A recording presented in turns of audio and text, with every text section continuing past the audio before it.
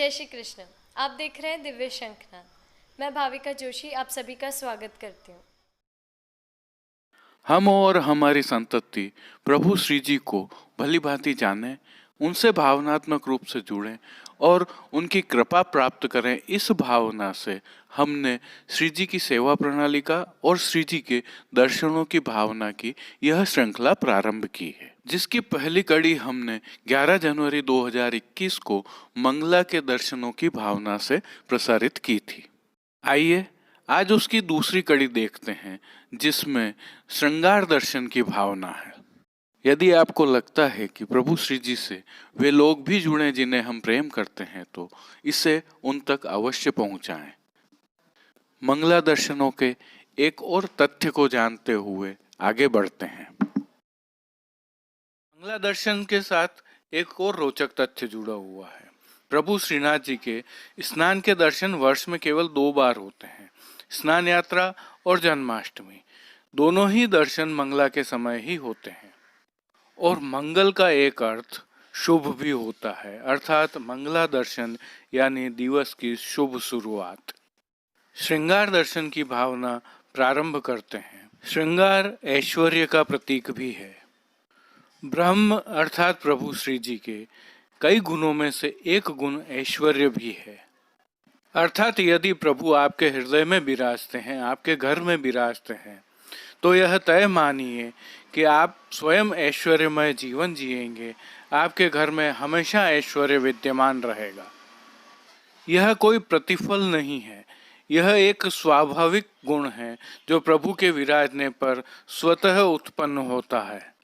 श्रृंगार के दर्शनों में ही ऐश्वर्य भाव छिपा है। ऐश्वर्यमय प्रभु के दर्शनों का भी यह एक अवसर होता है। आओ गोपाल श्रृंगार बनाऊं,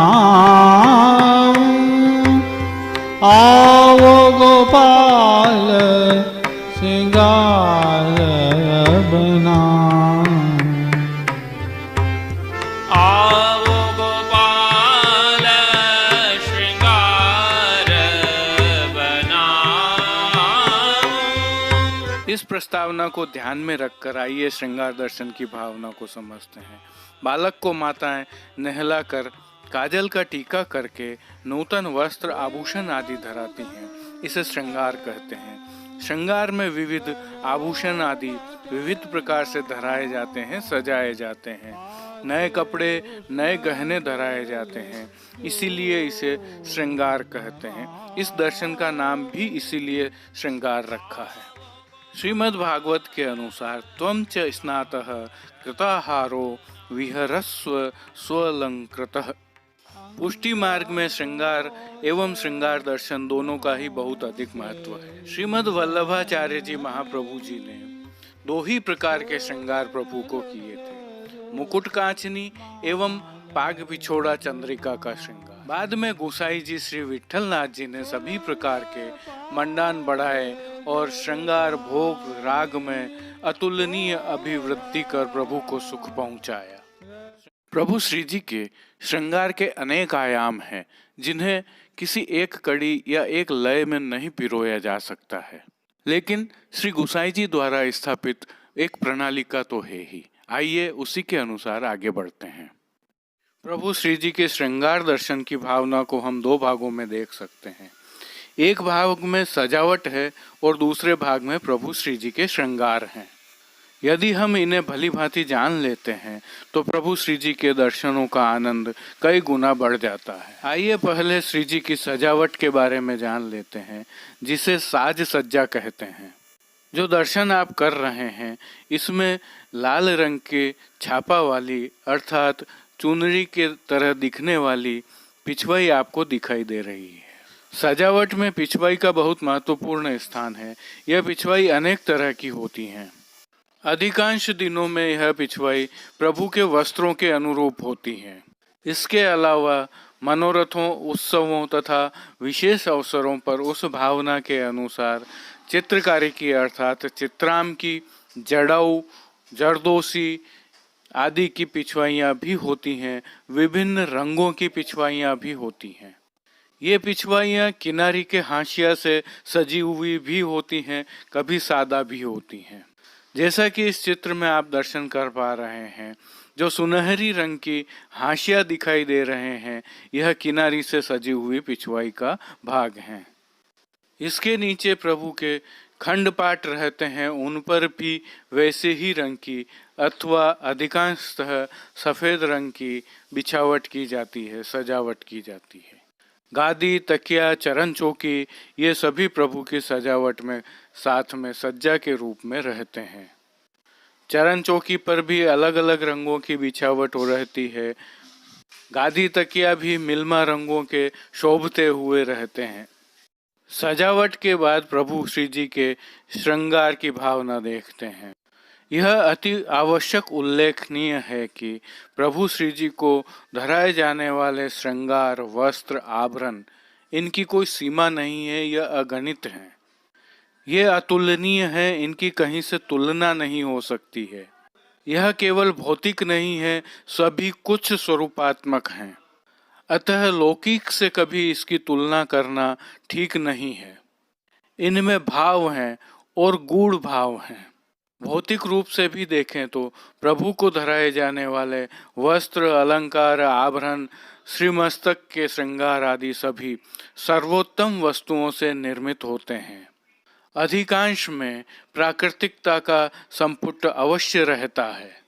भावना यह है कि माता यशोदा प्रभु का श्रृंगार करती है और मातृ भाव जब आ जाता है तब सब कुछ सर्वोत्तम ही रहता है। प्रभु श्री जी के श्रृंगार की भावना को चतुर्भुज दास जी की इस वाणी से समझिए। सुभग श्रृंगार निरख मोहन को, ले दर्पण कर पिय ही दिखावे। चतुर्भुज प्रभु गिरधर को स्वरूप, सुधा पीवत नयन पुट तृप्ति न पावे। अर्थात श्री जी के श्रृंगार दर्शन की भावना ऐसी है कि नयन कभी तृप्त ही नहीं होते हैं।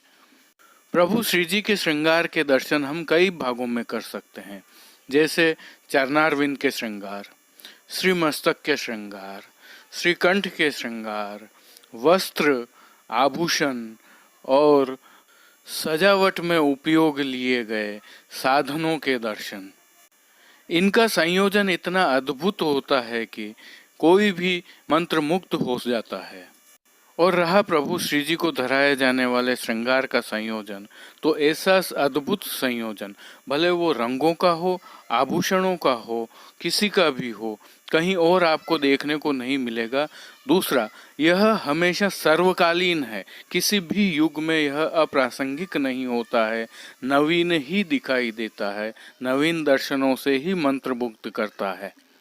किसी भी कालखंड के फैशन को आप देख लीजिए, कोई तुलना नहीं है, क्योंकि यहाँ सीधा ब्रह्म का संबंध है। प्रभु श्री जी को धराए जाने वाले श्रृंगारों में वनमाला का श्रृंगार जैसे प्रमुख होता है।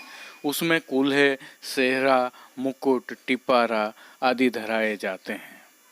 क्या आप जानते हैं 12 महीने में कूल्हे प्रभु को 47 धरे जाते हैं, जिनमें जड़ाऊ, सादा किनारे की, जरी की तथा मोती आदि की, केसरी, लाल, पीली, श्वेत लाल, छापे की, गुलाबी, कूल्हे लहरिया की भी हैं, चूंदड़ी की भी तथा और रंग की नहीं धरी जाती। इसमें भी एक विशेषता है, नीली कूल्हे वर्ष में केवल एक ही बार सावन कृष्ण तीज को ही धरी जाती हैं। और ये कूल्हे चाकदार वागा, धोती, पिछोड़ा पर धराई जाती हैं। रथ यात्रा के दूसरे दिन ही यह आड़बंद पर धराई जाती हैं। उल्लेखनीय यह है कि कूल्हे प्रभु के श्री मस्तक का श्रृंगार है। ऐसे ही प्रभु के श्री मस्तक के श्रृंगार में सेहरा भी धराया जाता है। सेहरा कुल 16 धराए जाते हैं। श्रावण सुदी, भाद्रपद, सारे तथा आश्विन वदी में यह नहीं धराए जाते हैं। इसमें भी मंगलमय रंग में ही सेहरा धराए जाते हैं, यह आप विशेष ध्यान रखिए। ये चाकदार, धोती व पिछोड़ा पर धराए जाते हैं। कार्तिक शुक्ल 12 को घेरदार वागा के ऊपर भी सेहरा धराए जाते हैं। और जब सेहरा का श्रृंगार धराया जाता है तब यह बोला जाता है, शुभ के शिरमारोह शोभयति मुखंतव। यह तो हम सभी जानते ही हैं कि सेहरा विवाह से संबंधित है और प्रभु को धराए जाने वाले सेहरा अनेक प्रकार के होते हैं, जिसमें विशेषतः मोतियों का सेहरा तथा हीरा का सेहरा उल्लेखनीय है। अब जब प्रभु श्री जी के आप दर्शन करें तो श्री मस्तक के श्रृंगारों पर थोड़ा ध्यान दीजिए, आपको और अधिक आनंद आएगा।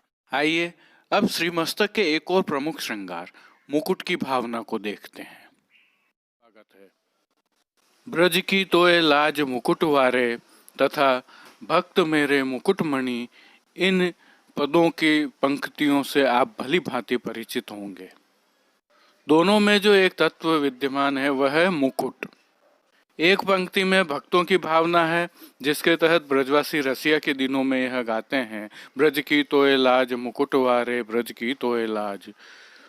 यहाँ प्रभु ब्रह्मांड नायक होने के साथ साथ हमारे राजा भी हैं। तो दूसरी पंक्ति में प्रभु की भावना है, वे कहते हैं भक्त मेरे मुकुट के मणि हैं, अर्थात प्रभु की भक्ति का यह प्रतिफल स्वरूप भी है।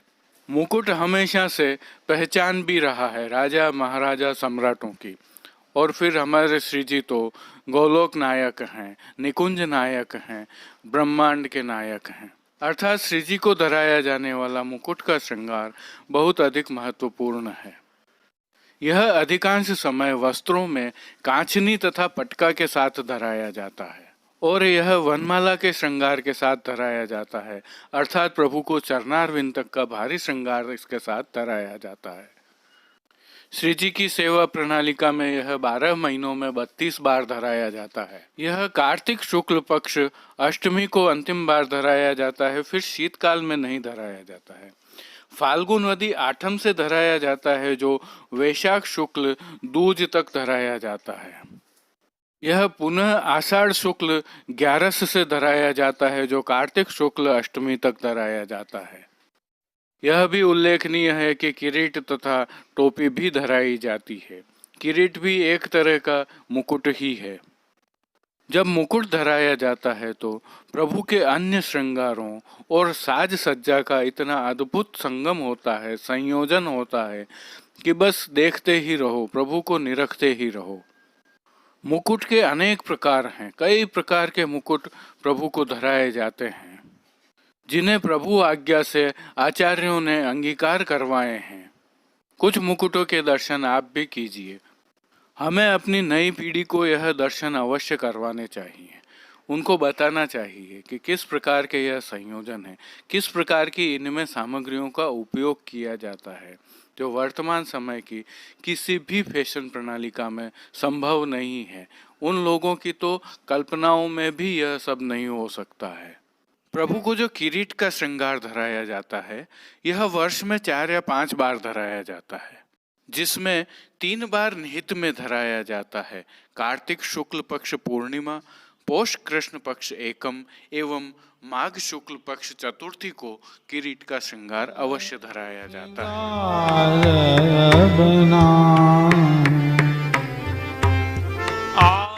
अब आपको 2 विशेष मुकुट के दर्शन करवाते हैं। यह साज के मुकुट हैं, अर्थात सामग्रियों के मुकुट हैं, जो फागुन माह में प्रभु को विशेष खेल के साथ बनाए जाते हैं। उनके तहत ये बनाए जाते हैं। दूध घर और शाक घर की सामग्रियों से बने हुए इस मुकुट के दर्शन कीजिए। अब जो दर्शन आप कर रहे हैं, यह कली के मुकुट है। फूल के श्रृंगार प्रभु को धराए जाते हैं, यह हम सभी जानते हैं। जब कलियों के श्रृंगार प्रभु को धराए जाते हैं, उस दौरान मुकुट भी प्रभु को धराए जाते हैं। सुंदरता, सजावट, प्राकृतिकता और अद्भुत समन्वय कीर्तनों का इनके साथ रहता है। श्री जी को एक विशिष्ट श्रृंगार श्री मस्तक पर और धराया जाता है, जिसे टिपारा का श्रृंगार कहते हैं। आइए इसकी भावना देखते हैं। जो दर्शन आप कर रहे हैं, यह प्रभु श्रीनाथ जी, प्रभु श्री द्वारिकाधीश जी एवं प्रभु श्री लालन हैं। तीनों के दर्शनों में एक चीज सामान्य रूप से विद्यमान है, वह है श्री मस्तक पर टिपारा का श्रृंगार। टिपारा का यह श्रृंगार भक्ति भाव से पूर्ण तो है ही, इसके साथ एक विशेषता भी जुड़ी हुई है। इसे टिपारा वाले श्री विठलेश राय जी के माध्यम से कृपा कर प्रभु ने धारण किया था।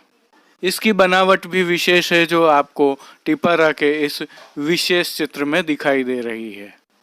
इस श्रृंगार की एक विशेषता और है, यह टिपारा का पूरा साज होता है, अकेला टिपारा नहीं होता है। इस टिपारा के मुख्य 3 भाग होते हैं, जिसमें मध्य में मोर शिखा होती है, टोपी के जैसी बनी हुई होती है, लूम तुर्रा होते हैं, कतरा भी धराए होते हैं, वह जोड़ में भी धराए जाते हैं। यह भी कई प्रकार के होते हैं, जड़ाऊ होते हैं, मोती के होते हैं, चित्राम के होते हैं, सोने के होते हैं, हीरा के होते हैं, और जो प्रभु इच्छा से, प्रभु कृपा से, भगवत जन के अंदर भावनाओं से प्रेरित होकर बनकर भी धारण होते हैं। यह श्रृंगार कितनी बार धराया जाता है यह तो निश्चित नहीं है, लेकिन प्रभु के श्रीमस्तक का यह श्रृंगार मल्लकाच पर, पिछोड़ा पर और चाकदार पर ही धराया जाता है। ये तीनों ही प्रभु को धराए जाने वाले वस्त्रों के प्रकार हैं। हाँ, टिपारा का यह साज गोल काछनी पर भी धराया जाता है। वर्तमान में प्रभु श्री जी को धराए जाने वाले श्रृंगारों में जब भी मल्लकाछ और टिपारा का साज का श्रृंगार के हमने दर्शन किए हैं, उसमें अलग अलग प्रकार के टिपारा के दर्शन हमें होते हैं। प्रभु की जिन भक्तों पर विशेष कृपा होती है, उन्हें प्रभु इस रूप में भी अपने श्रीमस्तक पर धारण करते हैं। अब यह तो भक्त के ऊपर है कि उसकी बुद्धि कितनी निर्मल है, चित्त कितना शुद्ध है और प्रभु के प्रति उसकी लगन कितनी तीव्र है, भाव कितना दृढ़ है। अभी तक हमने प्रभु श्री जी के श्रीमस्तक के श्रृंगारों की बात की, उनमें ये सभी श्रृंगार वनमाला के श्रृंगार के तहत आते हैं। अब बात करें मध्य के श्रृंगार की, तो उसमें 4 श्रृंगार आते हैं, जिसमें पगा है, दुमाला है, फेंटा है और पाग है। यह मध्य के श्रृंगारों के साथ धराए जाने वाले श्रृंगार हैं। पाग में लटपटी पाग, खिड़की वाली पाग, गोल पाग, दुरंगी, पचरंगी, मोती की, सोने की, हीरा की, फिरोजी, मछली वाली, चीरा आदि भी इसमें सम्मिलित हैं। इसके अलावा प्रभु को फेंटा भी धराए जाते हैं, तो दुमाला भी धराए जाते हैं, ग्वाल पगा भी धराया जाता है, सादा पगा भी धराया जाता है। इन सब के ऊपर मोर चंद्रिकाएं, सादा चंद्रिकाएं, चमकनी चंद्रिकाएं आदि अनेक प्रकार के दूसरे श्रृंगार भी इनके साथ धराए जाते हैं। प्रभु श्री जी के श्रीमस्तक के श्रृंगारों की यह एक थोड़ी सी संक्षिप्त झलक है। अनगिनत आभूषण, अनगिनत वस्त्र, अगणित सेवा क्रम प्रभु के यहाँ विद्यमान हैं, जिनकी चर्चा हम समयांतर में करते रहेंगे। आइए अब देखते हैं श्री जी की वस्त्र सेवा की भावना। इसे भी आप बहुत ध्यान से देखिए, क्योंकि श्री जी की वस्त्र सेवा में भी अनेक भाव छिपे हुए हैं, जो आपको एक अनोखी समझ प्रदान करेंगे। इस संसार में प्रभु श्री जी जैसे वस्त्र धारण करते हैं, ऐसा और कोई नहीं कर सकता। इसमें हर पहलू आ जाता है। वस्त्र के प्रकार क्या हैं, उनकी बनावट कैसी है, उन्हें सजाया कैसे गया है, कितने प्रकार से सजाया गया है, प्रकृति के साथ अनुकूलता, मौसम के साथ अनुकूलता, रंगों का संयोजन, सभी वैज्ञानिक पद्धति से आपको केवल श्री जी की अद्भुत सेवा परंपरा में ही देखने को मिल सकता है। एक और विशेष उल्लेखनीय यह है कि, और हमारे युवाओं को भी यह बताना चाहिए हमें अवश्य ही, कि प्रभु श्री जी जिस प्रकार से वस्त्र धारण करते हैं, जिस पद्धति से वस्त्र धारण करते हैं, यदि उसका अनुसरण किया जाए तो ऐसा संसार में और कहीं नहीं है कि इस तरह के वस्त्र सुशोभित होते हुए कोई से अपने को मिल सके। दुनिया की कोई भी फैशन परंपरा इसका मुकाबला अथवा प्रतिस्पर्धा नहीं कर सकती। वस्त्रों के कई प्रकार हैं, कई रंगों के संयोजन हैं। बनावट आप देखेंगे तो अद्भुत, कोई तुलना नहीं, अतुलनीय है। एक उदाहरण देखिए, कितने प्रकार के वस्त्र प्रभु धारण करते हैं। चाकदार, घेरदार, खूंट का वागा, सूथन, धोती, उपरना, पिछोड़ा, काछनी, मल्लकाच, परदनी, आड़बंद, फतवी, दुहेरा वागा, बंद, गद्दल, घुंडी नाका, खुले बंद और भी न जाने कितने। श्रीमस्तक की पाग से लगाकर श्री चरणों के मोजाजी तक प्रभु वस्त्र धारण करते हैं। ये तो वस्त्रों की बनावट है, किस तरह का उनका फैब्रिक होता है, वह भी अतुलनीय है। कई फैब्रिक तो इस प्रकार के हैं जो हमें बाहर कहीं देखने को ही नहीं मिलते, क्योंकि वह मैन मेड है, मशीन मेड नहीं है। उदाहरण के लिए लहरिया के वस्त्र, छापा के वस्त्र, यह श्री जी के घर में ही तैयार होते हैं, जिसके लिए कई परिवार वर्षों से, अपनी कई पीढ़ियों से प्रभु की सेवा कर रहे हैं। और रंगों के संयोजन के साथ जिस प्रकार से प्रभु को वस्त्र धारण करवाए जाते हैं, शायद फैशन डिजाइनरों को यहाँ आकर देखना चाहिए, सीखना चाहिए। एक और उल्लेखनीय बात है कि प्रभु को अंगीकार करवाए जाने वाले सभी वस्त्र ऑर्गेनिक होते हैं, अर्थात मूलतः बने हुए होते हैं। यह मशीन से बने हुए आर्टिफिशियल वस्त्र नहीं होते हैं। पुष्टि मार्ग बहुत लचीला मार्ग है, अतः यदि कहीं आवश्यकता होती है और शुद्ध चीज, उत्तमोत्तम चीज मशीन से बनी हुई प्राप्त होती है, तो वह भी ठाकुर जी को अंगीकार करवाई जाती है। प्रभु को जो वस्त्र अंगीकार करवाए जाते हैं, वह हमेशा मौसम की अनुकूलता को देखते हुए करवाए जाते हैं। शीतकाल में अलग होते हैं, उष्ण काल में अलग होते हैं, तो वर्षा ऋतु में अलग होते हैं, सामान्य मौसम में अलग प्रकार के होते हैं। विशेष अवसरों पर, उत्सवों पर, मनोरथों पर अलग प्रकार से विशेष वस्त्र धारण कराए जाते हैं। प्रभु की सेवा प्रणाली का नित्य नवीनता के आधार पर बनी हुई है। कीर्तनों के साथ इसका पूर्ण संयोजन है। कुछ वस्त्रों का दर्शन कीजिए, इनकी बनावट के दर्शन कीजिए। एक एक वस्त्र का अलग अलग विवरण हम आगे कभी करते रहेंगे। प्रभु श्री जी की सेवा प्रणालिका में नित्य के लिए वस्त्रों का निर्धारण किया गया है। स्वागत है। पीतांबर को चोल न पहरावत मैया, नंद बावा मुरली दई कहो कैसे बजैया। जोई सुने ताको मन हरे, परमानंद बलि जैया। परमानंद दास जी की वाणी में पीतांबर का विशेष उल्लेख है। श्री जी को वस्त्रों के साथ में अनेक प्रकार के पटका धराए जाते हैं। यह तिकोने पटका के रूप में भी होते हैं, रुमाल पटका के रूप में भी होते हैं, गाती का पटका भी होता है, तो यह पीतांबर के रूप में भी होता है। छोर का पटका भी होता है, तो सादा फेंट का पटका भी होता है, कटी का पटका भी होता है। कदम्ब केसर के समान पीतांबर माया एवं वेद प्रथु है, ऐसा ग्रंथों में लिखा है। इसके अलावा सामान्यतः दो नामों से और पटका को पहचाना जाता है, एक रास पटका तथा एक राजशाही पटका। इसके अलावा प्रभु को टोपी भी धराई जाती है, जो केवल 2 ही दिन धराई जाती है, पौष शुक्ल पक्ष छठ एवं भाद्रपद कृष्ण 12 को। वैसे मूलतः वस्त्रों की भावना माया की ही है, क्योंकि प्रभु के मूल स्वरूप को अर्थात मानव देह को भी ढकने के लिए वस्त्रों को धारण किया जाता है। भौतिक संपदा, भौतिक संपन्नता को इसी माया के रूप में देखा जाता है, क्योंकि उसके आवरण के तले ही मूल स्वरूप विद्यमान होता है। किसी का भी मूल स्वभाव भी केवल कपड़ों से नहीं जाना जाना चाहिए। लेकिन यह मात्र एक पहलू है। दूसरा पहलू यह है कि श्रृंगारित प्रभु के दर्शन करना भी अपने आप में किसी सौभाग्य से कम नहीं है, क्योंकि इनके माध्यम से ही सभ्यता एवं संस्कृति का प्रवाह जारी रहता है।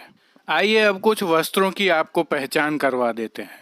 श्री जी के इन दर्शनों में जो पीले रंग के वस्त्र दिखाई दे रहे हैं, यह दरअसल पीठिका के ऊपर धराए हुए वस्त्र हैं। इन्हें ठाड़े वस्त्र कहा जाता है, जो आपको इन दर्शनों में मेघ श्याम अथवा श्याम रंग के दिखाई दे रहे हैं। इन दर्शनों में आसमानी दिखाई दे रहे हैं। ठाड़े वस्त्र से संबंधित एक और जानकारी साझा करते हैं। ठाड़े वस्त्र प्रभु को 12 महीने नहीं धराए जाते हैं। यह शीतकाल और बसंत जैसे मौसम में धराए जाते हैं।